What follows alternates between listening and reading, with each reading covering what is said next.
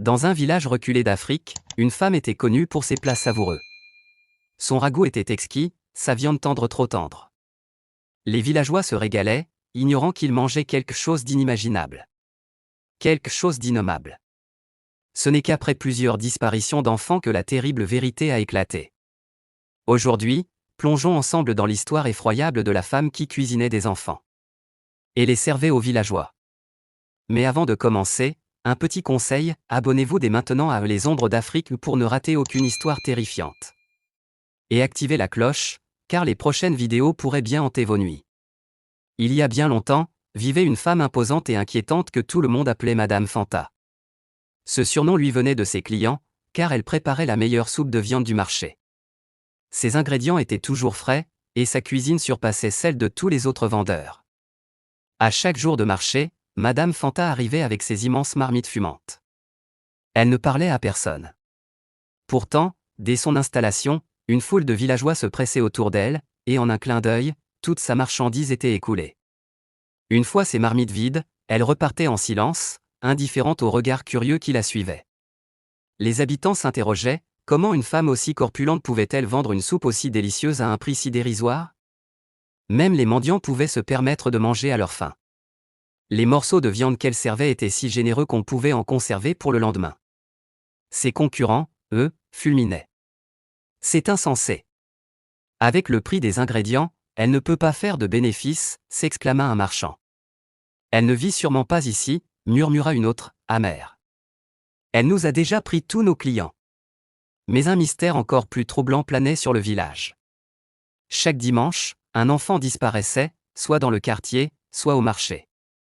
Ces disparitions restaient irrésolues, car l'harmonie qui régnait parmi les villageois rendait impensable l'idée qu'un monstre puisse se cacher parmi eux.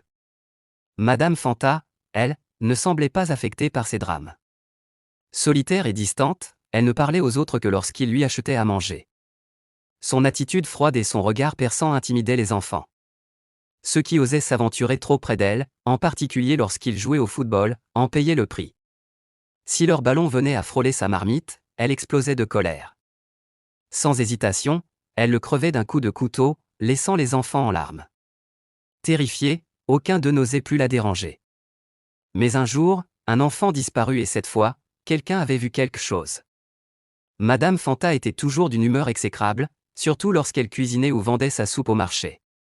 Pourtant, malgré son comportement froid et hostile, les villageois continuaient à se bousculer pour acheter chez elle.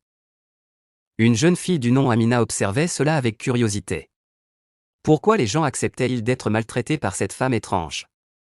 Que cachait-elle derrière son attitude méfiante ? Déterminée à percer ce mystère, Amina décida de la suivre après la fin du marché. Ce soir-là, comme à son habitude, Madame Fanta écoula toute sa marchandise avant de fermer brusquement son échoppe.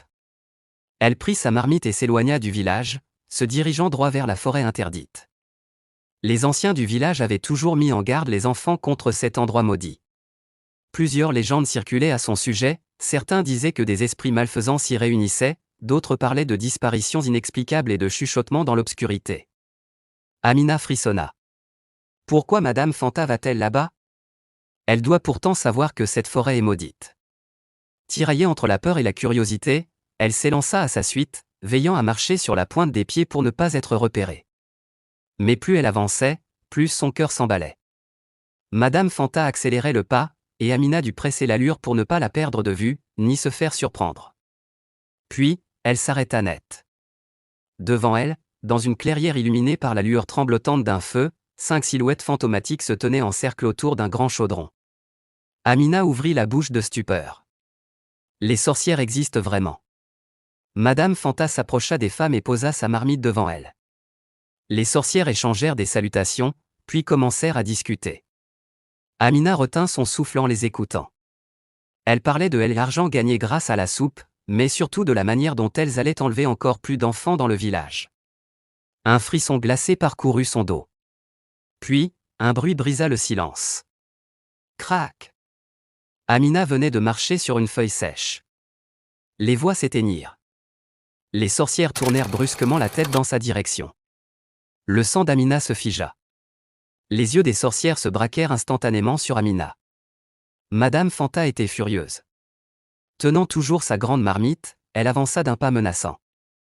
Amina, terrifiée, sentit son cœur cogner contre sa poitrine. Chaque femme la fixait, interrompant leur discussion dans un silence glacial. L'instinct de survie d'Amina prit le dessus. Elle recula lentement, puis tourna les talons et s'élança à toute vitesse hors de la forêt interdite. Les branches fouettaient son visage, mais elle ne ralentissait pas. Elle savait que si elle s'arrêtait, elle ne reverrait jamais le village. Lorsqu'elle atteignit enfin la place centrale, en sueur et à bout de souffle, son visage trahissait l'horreur de ce qu'elle venait de voir. Incapable de garder le silence, elle se précipita vers le roi et lui raconta tout. Le souverain, assis sur son trône, l'observa d'un regard perçant. Pourquoi une orpheline comme toi s'est-elle aventurée dans cette forêt maudite ? Demanda-t-il d'une voix grave. Sais-tu que tu aurais pu être possédée ? Ou pire ? Es-tu certaine de ce que tu affirmes ? J'espère que ce n'est pas une farce. Amina hocha la tête avec insistance. Face à son courage et à la gravité de ses révélations, le roi ordonna immédiatement à ses gardes d'aller traquer les sorcières dans la forêt interdite. La traque des sorcières. Pendant ce temps, Madame Fanta et ses complices étaient en état de panique. Cette petite nous a vus. Siffla l'une d'elles. Elle va nous dénoncer, nous devons fuir. Mais Madame Fanta, le regard sombre, secoua la tête. Si nous retournons au village, ils nous tueront toutes. Nous devons rester cachés ici. Ou nous battre. Le craquement des branches annonça l'arrivée des gardes du roi, menés par Amina. Les soldats avancèrent prudemment, leurs armes à la main. Soudain, ils tombèrent sur une scène macabre, les vêtements d'enfants disparus suspendus aux branches des arbres, témoins muets de leur terrible sort. Horrifiés et furieux, les gardes débusquèrent les sorcières, les attachèrent comme des esclaves et les battirent sans pitié. Madame Fanta et ses complices furent traînés de force jusqu'au village, où une foule immense s'était déjà rassemblée. Lorsque le roi vit les vêtements des enfants disparus, son visage se figea d'effroi. Puis, dans un mélange de dégoût et de colère, il cracha sur Madame Fanta. Les pleurs éclatèrent dans la foule. Ceux qui avaient mangé sa soupe s'effondrèrent de regret, tandis que les parents des enfants sacrifiés hurlaient leur douleur. Ne voyant qu'une seule issue pour venger ces âmes innocentes, le roi ordonna leur lapidation publique. Ce jour-là, grâce au courage d'Amina, le village fut enfin libéré de l'ombre du mal. Faites attention à ce que vous mangez à l'extérieur et ne tuez jamais un être humain pour remplacer un animal. Cette histoire est-elle réelle ? Ou s'agit-il d'une légende urbaine transmise de génération en génération ? Peu importe la vérité, ce récit nous rappelle une chose essentielle, faites toujours attention à ce que vous mangez et à qui vous le sert. Si cette histoire vous a glacé le sang, likez la vidéo, partagez-la et surtout, abonnez-vous à Les Ombres d'Afrique pour d'autres récits tout aussi terrifiants. Et surtout méfiez-vous des apparences. À bientôt. Si vous êtes toujours là.